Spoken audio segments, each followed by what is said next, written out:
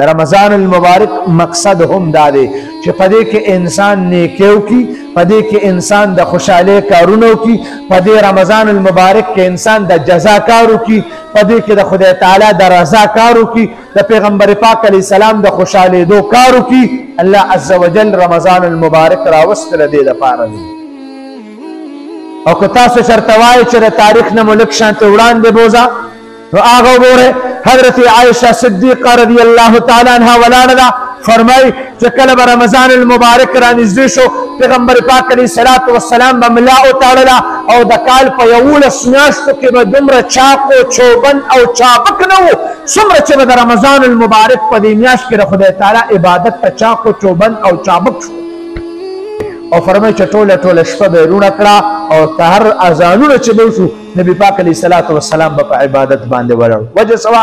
د رمضان المبارک دا میاشت الله پاک رالیږلې د عبادت دپاره.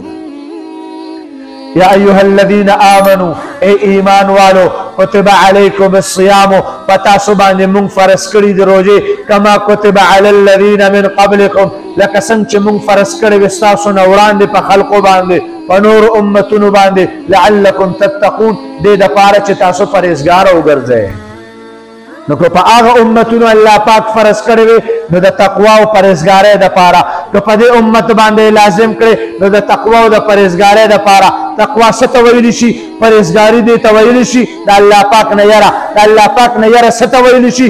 هر وخت الله پاک حاضر او ناظر ګڼل. کم انسان چې الله پاک حاضر او ناظر او وخت خپل ځان ته موجود وګڼو د دغه انسان نه کیدی نشي، ممکن نه ده چې خطا وشي، ګناه وشي او دا انسان د خدای تعالی نافرماني وکړي.